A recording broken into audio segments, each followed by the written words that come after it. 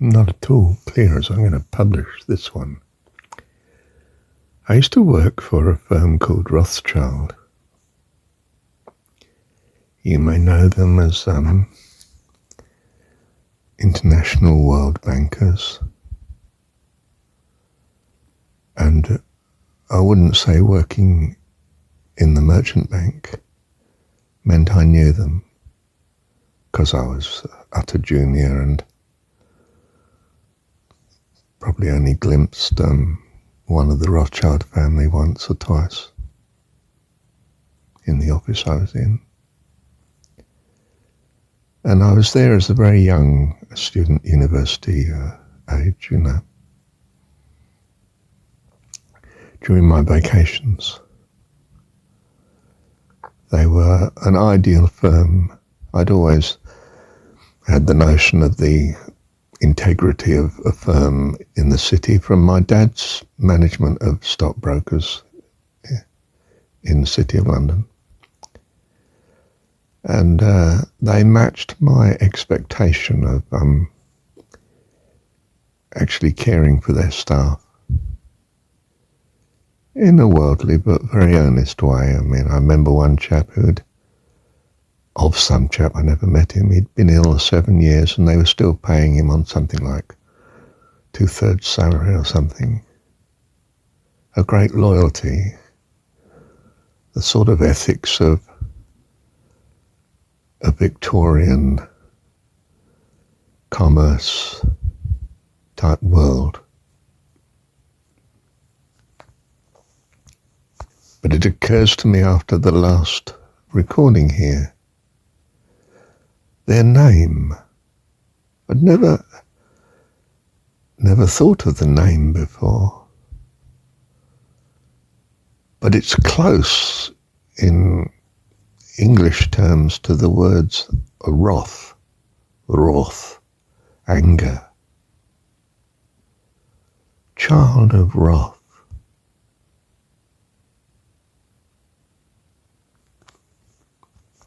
I don't know how much the history of them is historicity and fable now, really, but understood one of the original family made a fortune, or the family did in some way, in being able to pay the English troops in the Napoleonic Wars, getting the gold to the military in the field.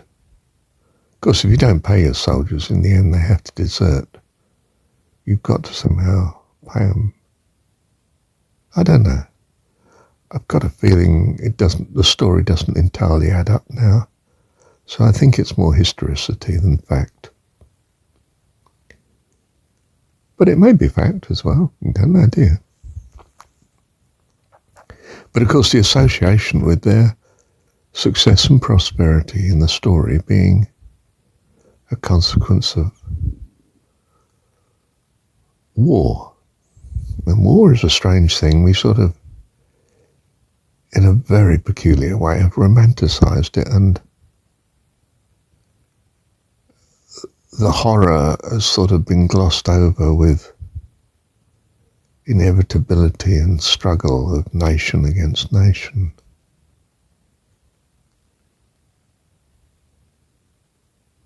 But it's anger. And it occurs to me in this sort of reflection that in past times they've referred to the wrath of God, the anger of God. What an incredibly unfortunate concept to have. Instead of as the Jesus story presents it, as I see it, of God being Dad.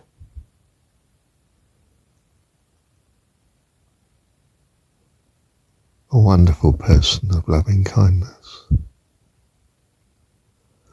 But to be a child of wrath, anger.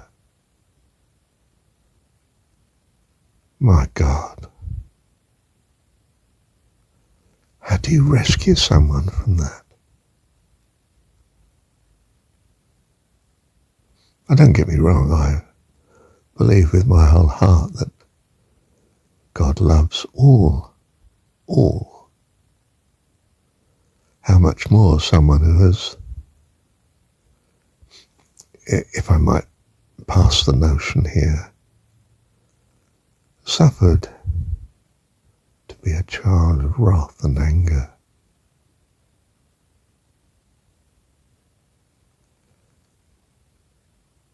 Our loving kindness needs to go to them, go out to them. Perhaps you've met the odd person on the street that's a bit like that. Anger has consumed their life. The tragedy, as I see it, and Mum lived with tragedy, I think she courted it, poor soul. She had a tough beginning. Poverty. English poverty of the early 20th century, but poverty even so.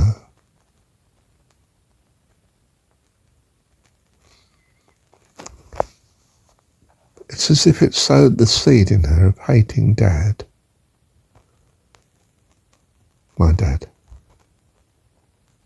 It was sort of focused in this way, I think, so that she could experience the consequence of anger and hatred. And reap the consequences, which was terrible isolation and loneliness. Which, of course, I felt she didn't deserve, because she was so wonderfully loving with me. And I mean wonderfully. Really loving. I see this in my present ex-wife, who unaccountably hates me. And I do mean unaccountably, not to give myself some glorious charisma and reputation, but to say that it is truly unaccountable. Except that I trust that God knows she must go through such an experience of hatred. And the consequence of it, which is appalling loneliness and isolation. It's as if hatred spills over to everything that you don't hate, and you seem to be isolated from it.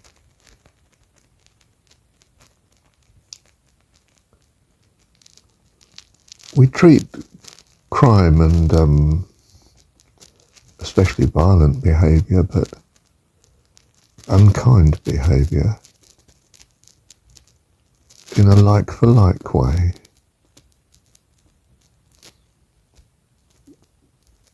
Which is a terrible fault for us to court. We should avoid it like the plague. For those of wrath and anger and hatred,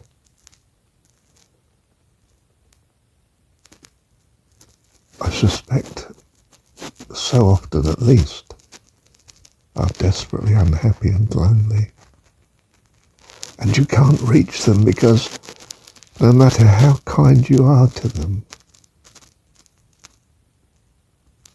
they see it all as evil and bad. And it seems to fuel their hatred of you.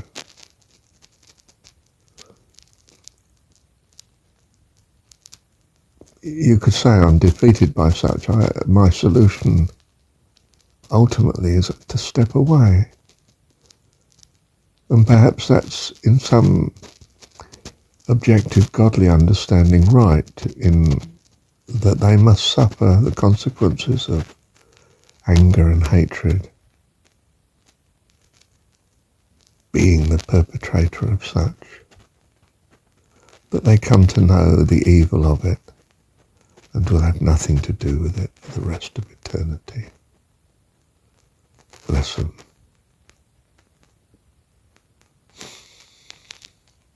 Well, you might think it's a bit strange that I've come on this discourse from a sudden interest in the name Rothschild.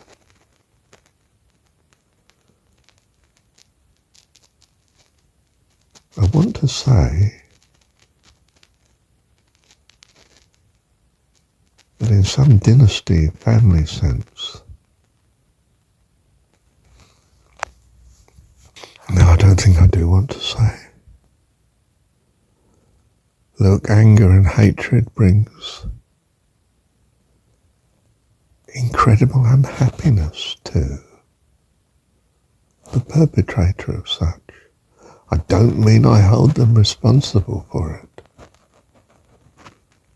I'm not a child of an avenging God. On the contrary, I mean the only solution to a tyrant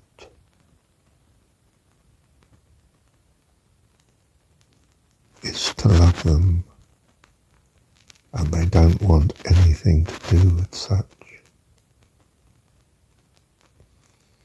But they do value loyalty.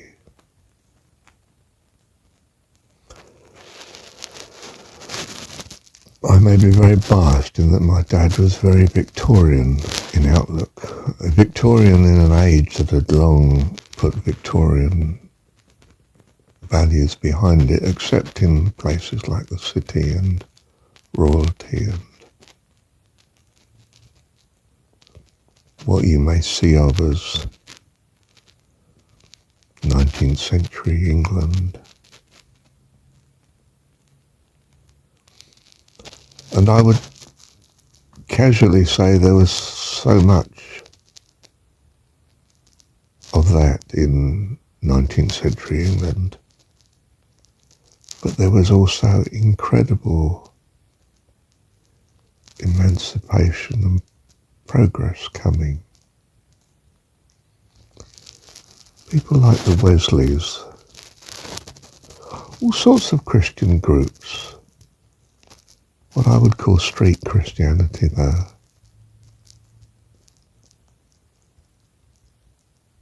who was passionate about caring for the poor.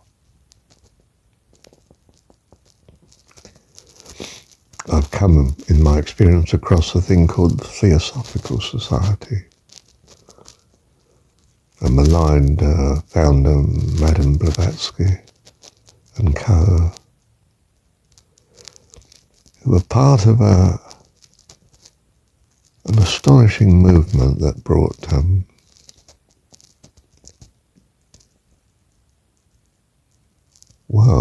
such kindness as existed in the 20th century, in large measure was because of them.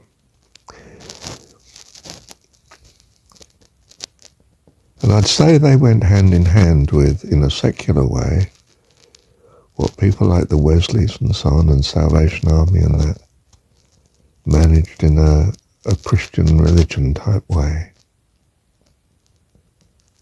And between them they transformed what was to be the 20th century and now modern 21st age, which arrogantly has left much of their goodness behind us. But it's still there in the seeds of a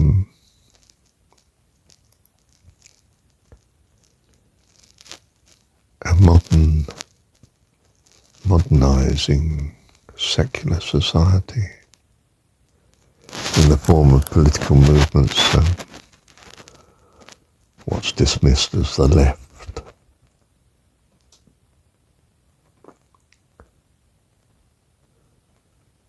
Left wing, both American and European politics. What presents now as a mindless obsession perhaps for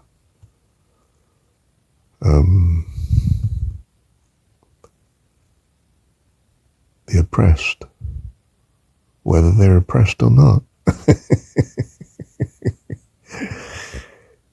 But a delight in crusading for almost an imaginary oppressed.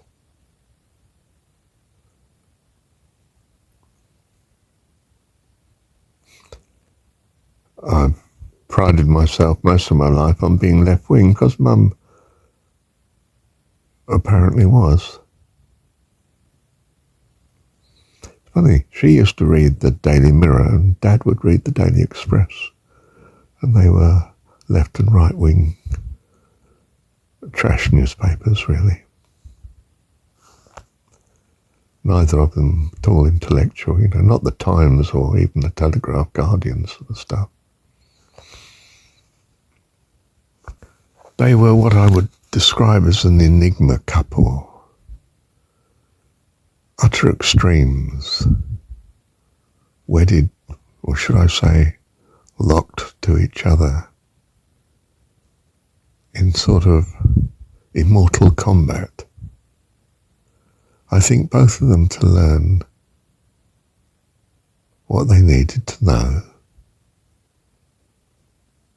to get to heaven, what they needed to experience and know the consequence of. Both basically secular, non-religious, that means. Mum had some notion that God could well exist. And if he does, he should be as follows. And I think she was right in a way.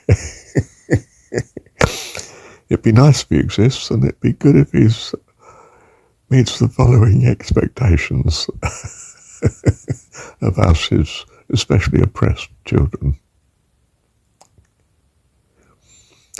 Mum would fight tenaciously for your rights and to rescue you, whereas Dad would be the eternal pillar of safety and provision that he knew in his heart was needed for all life. And true, they didn't have it, but that's the way things are.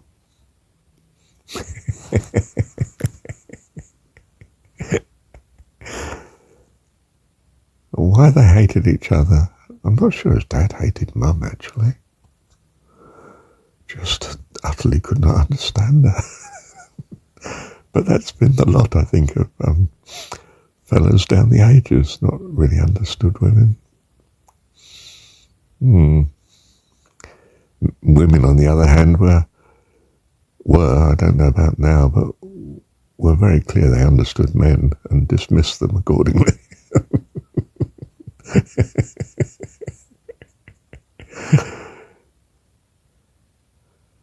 My soul longs for you, Heavenly Dad. My soul longs for you. Nothing else will do. My soul longs for you. Love you, Heavenly Dad. Well, I'd like to add that I think all people are children of God. He made us all. None of us could live for a moment but for him. It's my take on the matter.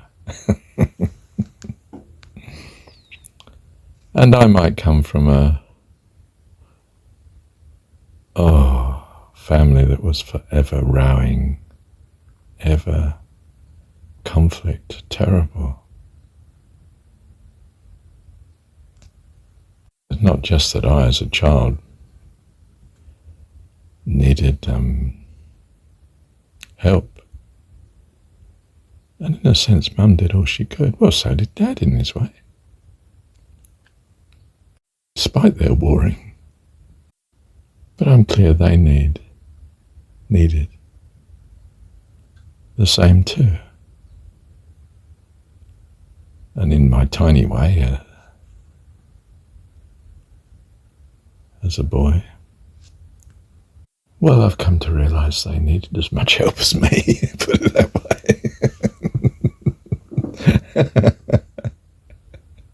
Thank you, Heavenly Dad.